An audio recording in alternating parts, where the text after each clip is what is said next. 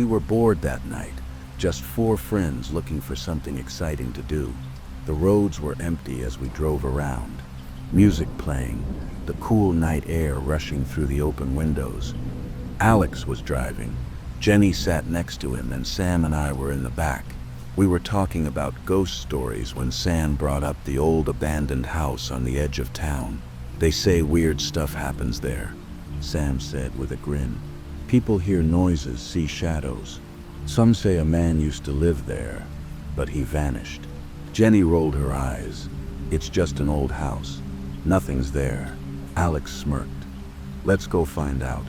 We all agreed, even though a nervous feeling sat in my stomach. The roads got narrower as we drove toward the house, the trees growing thicker, their twisted branches reaching toward us. When we finally saw it, my breath caught. The house stood in the moonlight, broken windows staring like empty eyes.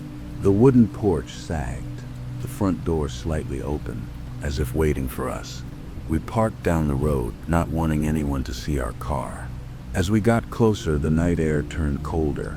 The silence pressed in, broken only by the crunch of our footsteps on the gravel. Alex pushed the door open, and it creaked loudly, making Jenny jump. Inside, the air was thick with dust and age.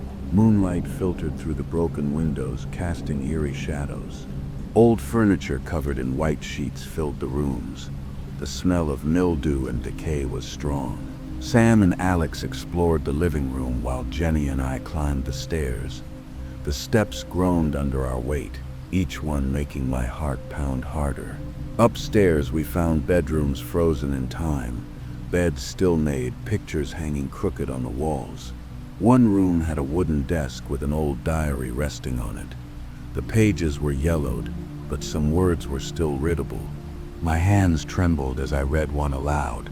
"It's still here, watching me. I hear it at night, scratching the walls. I can't leave. It won't let me." A loud crash came from downstairs. Jenny and I gasped, clutching each other. "Alex, Sam," I called out, my voice shaking. No answer. Jenny and I rushed downstairs, our hearts pounding. The living room was empty, but the front door was now closed. I knew we had left it open. The air felt heavier, thick with something unseen. I swallowed hard, trying to ignore the growing sense of dread. "Where are they?"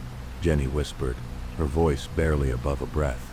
We moved cautiously through the house, our flashlights cutting through the darkness. The kitchen was empty, chairs covered in dust, cobwebs stretching across the ceiling. The dining room, the same.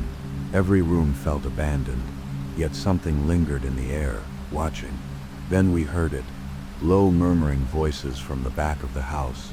We followed the sound to a narrow hallway that led to a storage room. The door was slightly open. Jenny hesitated, but I pushed forward, stepping inside. Alex and Sam stood frozen, staring at something on the floor. A wooden trapdoor was wide open, leading down into darkness. A draft of cold air rushed up from below, carrying a faint, rotting smell. "You guys okay?" I asked, trying to steady my voice. Sam shook his head. "It was open when we got here." A deep, echoing creak came from below. We all tensed. Something was down there. "We should go," Jenny whispered, gripping my arm. But Alex, ever the fearless one, shone his flashlight into the hole. Just a quick look. Before we could stop him, he started climbing down the rickety wooden ladder. His light wavered as he disappeared into the dark. Then silence. "Alex," I called. Nothing. Sam cursed under his breath. "We have to get him." I swallowed my fear and followed, gripping the ladder with shaking hands. The air grew colder with every step. The basement was damp, the walls lined with old shelves full of dusty jars and rusted tools. The dim glow of our flashlights barely reached the corners of the room. Then I saw Alex. He stood completely still, facing the far wall. "Alex," I stepped closer. "What are you?" He lifted a shaking hand and pointed. My flashlight followed his gesture. In the corner, barely visible in the dim light, was a man. Tall, thin, motionless. His wild hair hung over his face, his sunken eyes locked onto us. His lips curled into a slow, unnatural smile. The air turned ice cold. Then he moved. My breath caught in my throat as the man took a slow step forward. His movements were unnatural, almost jerky, like a puppet being pulled by invisible strings. His eyes never left mine, empty and hollow, yet filled with something that made my skin crawl. "Run," Alex whispered. None of us hesitated. Sam was the first to scramble up the ladder, his feet slipping on the damp wood. Jenny followed, her breath coming in short, panicked gasps. I grabbed Alex's arm, yanking him toward the ladder. But he didn't move. His body was rigid, his eyes locked on the man. "Alex, we have to go," I shouted, shaking him. The man took another step. A low, raspy sound escaped his throat, like laughter without a voice. His head tilted to the side, unnatural and wrong. Alex finally snapped out of his daze, and we bolted for the ladder. He climbed first, his hands shaking as he pulled himself up. I wasn't far behind, my heart pounding so hard I thought it would burst. I could hear movement behind me, the shuffling of feet, the scrape of nails against the wooden floor. As I reached the top, Sam and Jenny grabbed my arms, pulling me up. Alex slammed the trapdoor shut just as something heavy crashed against it from below. The whole floor shook. We didn't stop. We ran through the house, knocking over chairs and pushing through cobwebs. The front door loomed ahead, but as we reached it, it slammed shut on its own.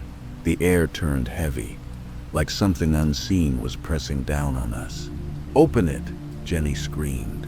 Alex yanked at the handle, but it wouldn't budge. Sam ran to a window, trying to break it, but an invisible force seemed to hold everything shut. Then the whispers started, soft at first like the wind, then growing louder, echoing from every corner of the house. "Leave!" The voice was deep, guttural, inhuman. The air around us grew colder. My breath came out in white puffs. The floor creaked, but no one was moving. Then silence. The door suddenly burst open, and we didn't waste a second. We ran out into the night, sprinting toward the car. Alex fumbled with the keys, hands shaking as he unlocked the doors. We piled in, slamming the doors shut just as the house behind us groaned like it was breathing. The engine roared to life, and we sped away, the abandoned house shrinking in the rearview mirror. None of us spoke. The weight of what had just happened sat heavy in the car. As we reached the edge of town, Sam finally broke the silence. "We never talk about this, ever." No one argued. We never went back. But sometimes late at night, I still hear the whispers. I always loved hosting dinner parties. There was something about gathering friends around a table, sharing good food, laughter, and conversation. In a small town like mine, where everyone knew each other, these gatherings were a regular thing. It was a warm summer evening when I decided to host another one. The house smelled of roasted chicken and freshly baked bread, the table set with my best dishes, candles flickering softly. Sarah, Mark, Lisa, and John arrived right on time, their voices filling the space with easy chatter. But this time, there was a new face at the table. Tom. He had moved to town recently, and though I didn't know him well, I thought inviting him would be a nice way to welcome him into our circle. Tom was quiet, his eyes darting around the room as if he were constantly checking for something. He smiled politely when spoken to, but his responses were short, guarded. At first I assumed he was just shy. The dinner went smoothly. We talked about old memories, upcoming events, and random gossip. Tom barely contributed, picking at his food more than eating it. Every now and then I caught him staring at the window behind me, his expression tense. "Everything okay, Tom?" I asked at one point, trying to make him feel included. He flinched slightly, then nodded. "Yeah, just a long day." Something about the way he said it didn't sit right with me.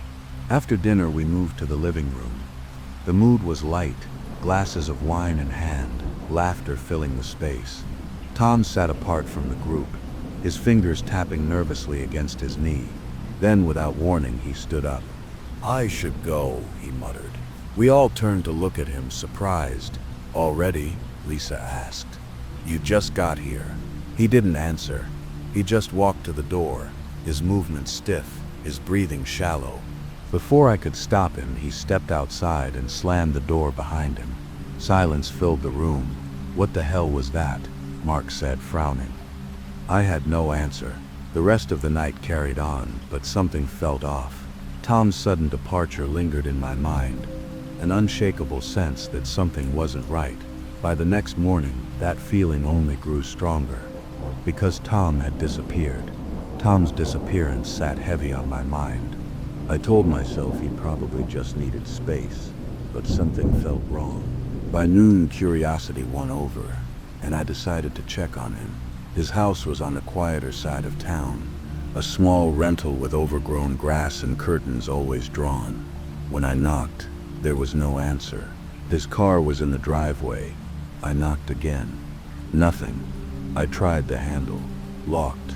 A strange unease crept into my chest. A few more days passed. No one had seen or heard from Tom. His phone went straight to voicemail. I called Sarah, Mark, Lisa, and John, but none of them had spoken to him either. Eventually, I contacted the police. They took my statement and promised to look into it. Weeks turned into months. The police searched his house, spoke to neighbors, followed every possible lead. But it was like Tom had vanished into thin air. No sign of struggle, no notes left behind. Just gone. I couldn't stop thinking about it. I replayed that dinner party in my head over and over. His tense body language, his restless glances at the window, the way he left so suddenly, what had spooked him that night. Determined to find answers, I started digging into his past. It wasn't easy. Tom had barely left a trace. No social media, no close friends. Finally, I found something. A former coworker from his previous town told me he had moved after a bad breakup, wanting a fresh start. He didn't have family nearby. He was alone. The more I learned, the more I realized how little I actually knew about him. Then, one night, I heard something outside my house. A faint rustling. I froze.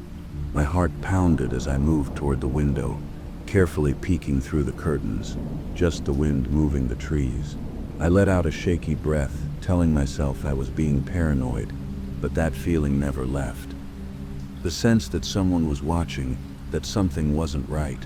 A few days later, I found something that made my blood run cold. An old, tattered journal hidden in Tom's house. The police had overlooked it. The pages were filled with his thoughts, his fears, his paranoia. The final entry was dated the night of the dinner party. "I can't escape it. It's always watching, always waiting. I need to leave before it's too late." A chill ran through me. What had Tom been so afraid of? Tom's last words haunted me. "It's always watching, always waiting." What had he meant? What had he seen?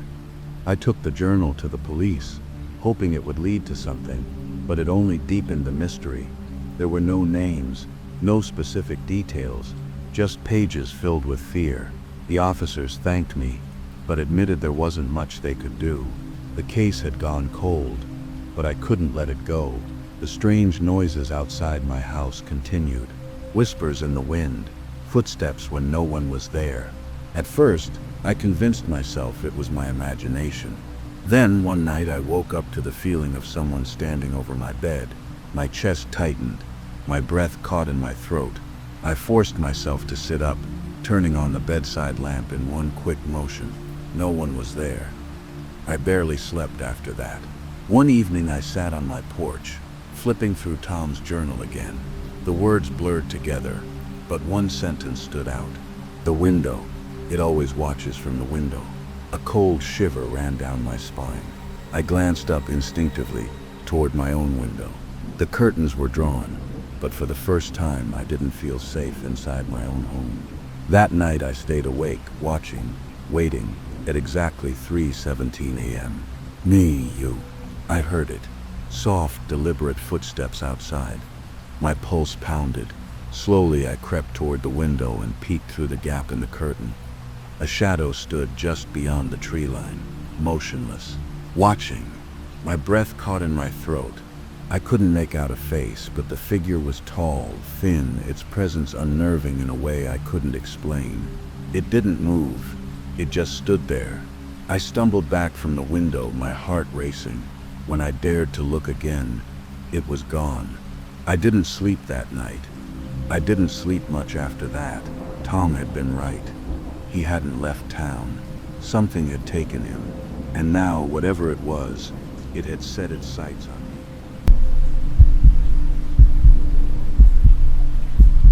There was something about abandoned places that always pulled me in. The mystery of them, the stories they held, the feeling that the past still lingered in the walls. My friends and I had explored old buildings before, but the abandoned school on the edge of town was different. People whispered about it. Some said it was haunted. Others claimed they had seen shadows moving inside at night. We wanted to see for ourselves.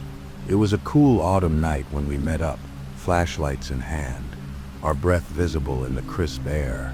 Tom, Lisa, Sarah, and I stood outside the rusted chain-link fence staring up at the school.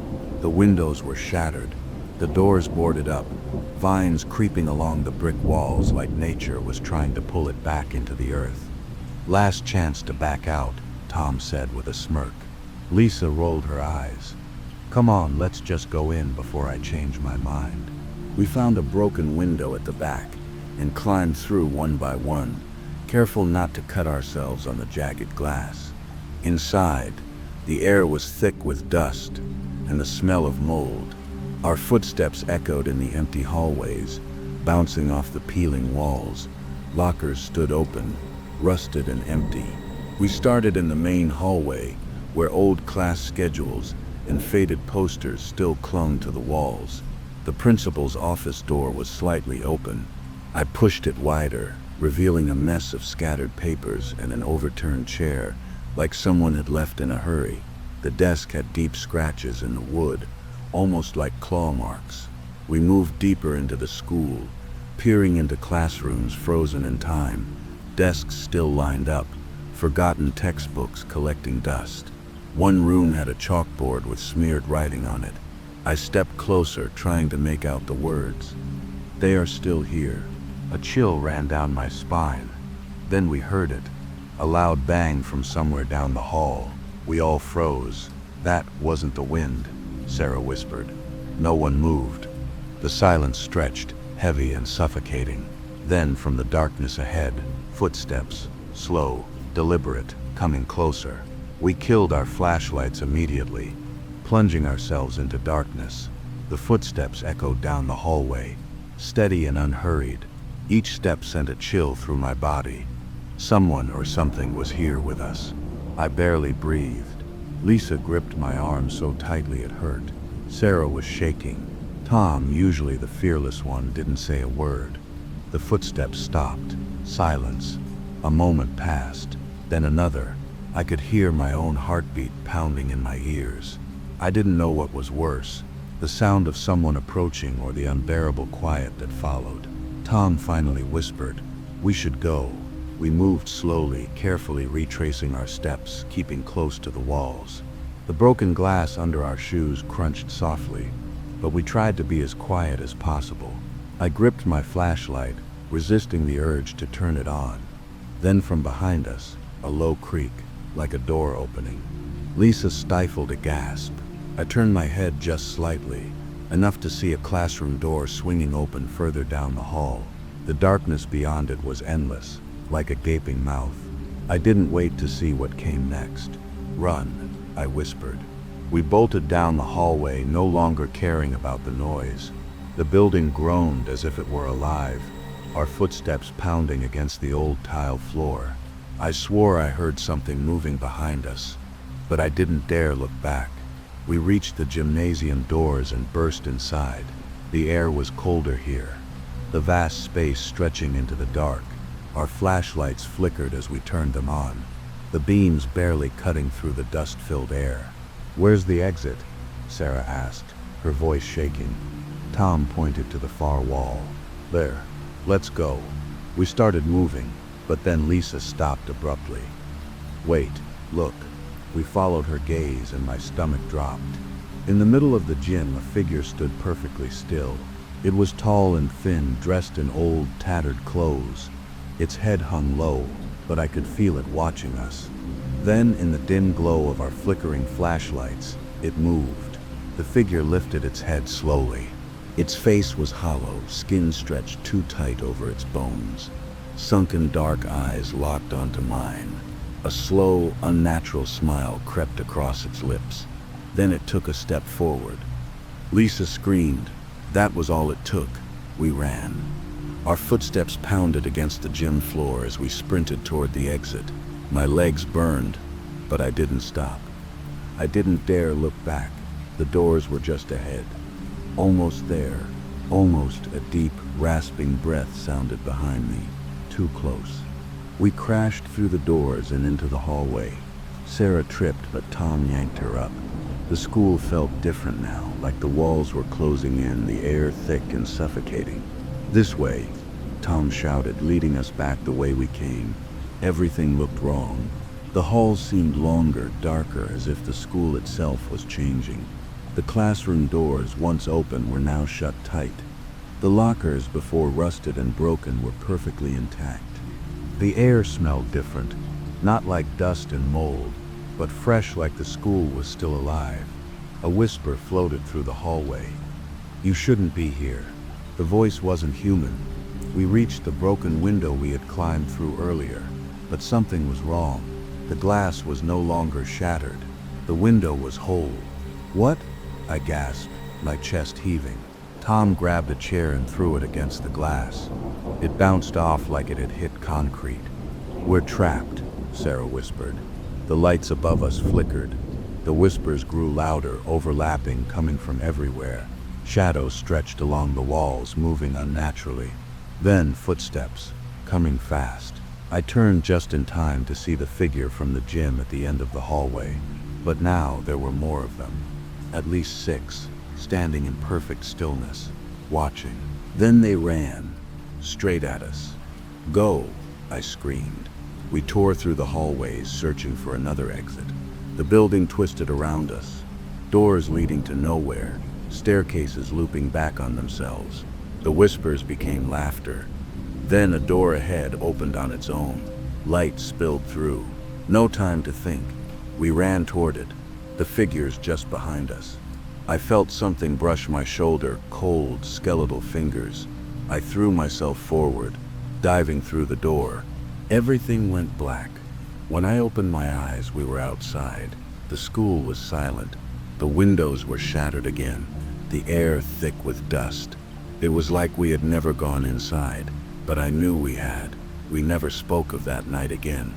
We never tried to go back, but sometimes when I pass the school, I swear I see shadows moving inside, and I know they remember us.